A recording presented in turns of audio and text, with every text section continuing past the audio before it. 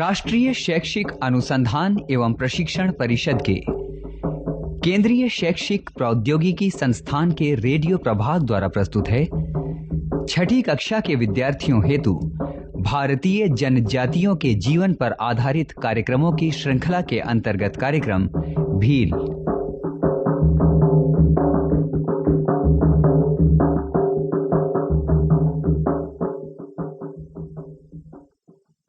भील शब्द जन्मा है द्रविड़ भाषा के बील शब्द से, जिसका अर्थ है धनुष।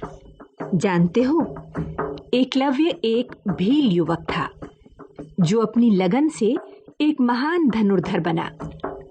एकलव्य के अलावा और भी कितने भील स्त्री पुरुष हुए हैं जिनके विषय में तुमने सुना होगा। अब वालिया नाम के भील युवक को ही लो, जिसने पूरे विश्व को एक अनमोल खजाना दिया। वालिया नाम के भील ने अनमोल खजाना? हाँ, लो उस खजाने की एक झलक देखो। इक्ष्वाकु वंश प्रभवो रामो राम जनः श्रुतः नियतात्मा महावीर्यो द्युतिमान धृतिमान वशी। पहचाना? संस्कृत का यह श्लोक जिस खजाने से लिया गया है वो है रामायण, और इसके रचयिता वालिया नामक भील ही थे, जिन्हें संसार महर्षि वाल्मीकि के नाम से जानता है। जनसंख्या की दृष्टि से भील भारत की जनजातियों में तीसरे स्थान पर आते हैं। ये अधिकतर राजस्थान, गुजरात तथा मध्य प्रदेश में बसे हुए हैं। भीलों के मूल के विषय में अलग अलग मत हैं। कुछ लोग इन्हें प्राचीन निषाद जाति का मानते हैं।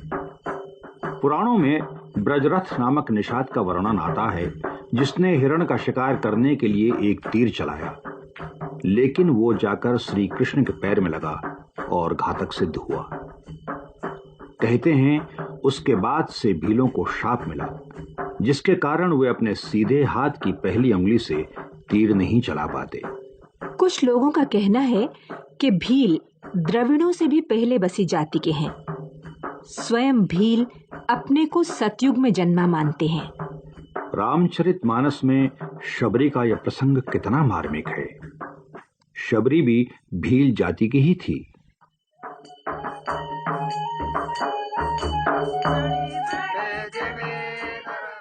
ऐतिहासिक प्रमाणों के अनुसार डूंगरिया, बांसिया और कोटिया नाम के कुछ भील सरदारों ने राजस्थान के विभिन्न क्षेत्रों पर राज्य किया।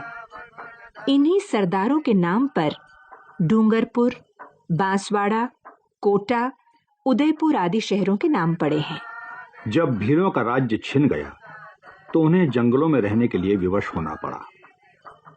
तब से भीलों का इतिहास एक लंबे संघर्ष का इतिहास रहा है।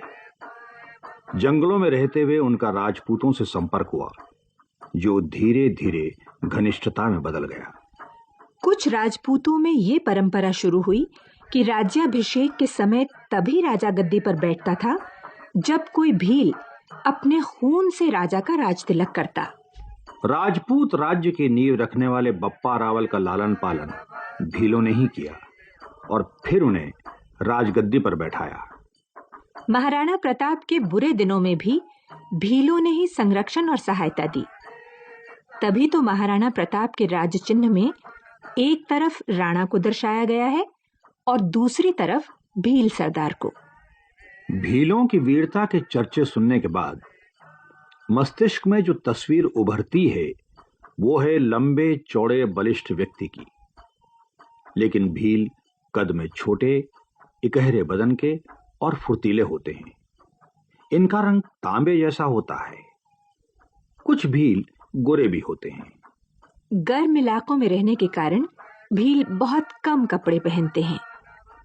पोतिया वाला भील आधी बाह की कमीज, बंडी या अंगरखा और धोती पहनते हैं और सिर पर साफा बांधते हैं। और लंगोटिया भील एक खास तरह की लंगोटी लगाते हैं और कमीज की जगह कपड़ा लपेटते हैं। भील स्त्रियां ऊंचा लहंगा और कांचुली पहनती हैं। कुंवारी लड़कियां सफेद कांचुली पहनती हैं। इन्हें आभूषण बहुत प्रिय हैं। हाथों में कोहनी तक गारनियां पहनती हैं जो एक प्रकार की चूड़ियां होती हैं, और पैरों में पैजनियां पहनती हैं।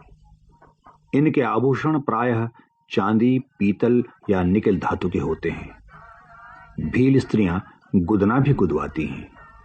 भीलों का रहन सहन बहुत सादा होता है।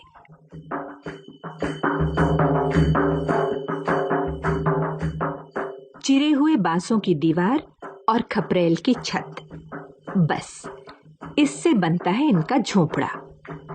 झोपड़े के भीतर जरूरत का थोड़ा सा सामान होता है, जैसे खेती के अनगढ़ औजार, बर्तन भांडे, तीर कमान आदि। भीलों की बस्तियों को पाल कहते हैं। इनमें प्रायः एक ही वंश के 20-30 परिवार रहते हैं। प्रत्येक गांव का एक प्रधान होता है जो सभी मामलों का फैसला करता है। प्रत्येक गांव में अलग अलग व्यवसाय वाले भील रहते हैं। इनके प्रमुख व्यवसाय हैं खेती, पशुपालन, घास लकड़ी बेचना, मधुमक्खियों के छत्तों से शहद निकालना, जंगलों से जड़ी बूटियां एकत्र करना आदि। भीलों का पंचायती संगठन बहुत मजबूत होता है। सब मिल बांट कर खाना पसंद करते हैं। इनकी सामूहिकता की झलक उत्सवों और विवाह के अवसर पर खास तौर से देखने को मिलती है। किसी के घर शादी हो तो पूरा गांव शामिल होता है। हर घर के बाहर पत्तियों का मंडप बनाया जाता है। विवाह के अवसर पर 6 जुलूस निकाले जाते हैं, जिनमें सारे गांववासी शामिल होते हैं। ये 6 जुलूस बारात वाले जुलूस के अलावा होते हैं। जैसे पहला जुलूस तब निकलता है जब लड़का लड़की को हल्दी लगाई जाती है। दूसरा जुलूस सड़कों और गलियों को सम्मान देने के लिए। तीसरा भैरव के सम्मान में, ताकि वो बुरी आत्माओं को दूर रखें। चौथा पूर्वजों की याद में। पांचवा पीपल की पूजा के लिए। और छठा खाद्य की देवी को सम्मान देने के लिए। विवाह के जुलूसों की बात चली है तो विवाह की भी बात कर ली जाए। विवाह की बात लड़के का पिता लड़की के पिता से चलाता है। सगाई के रस्म के लिए लड़के का पिता लड़की के घर लड़की के लिए कपड़े लेकर जाता है। विवाह के लिए लड़के के पिता को लड़की का मूल्य दाया उसके पिता को देना पड़ता है। सगाई की रस्म के रूप में लड़के का पिता लड़की के पिता के घर भोजन और मद्यपान करता है। यदि लड़का लड़की एक दूसरे को पसंद करते हों और उन्हें माँ बाप की तरफ से अड़चन हो तो वो भाग जाते हैं। ऐसे में मित्र लोग दोनों की सहायता करते हैं। बाद में उन्हें माँ बाप भी स्वीकार कर लेते हैं। विवाह 9 दिन चलता है।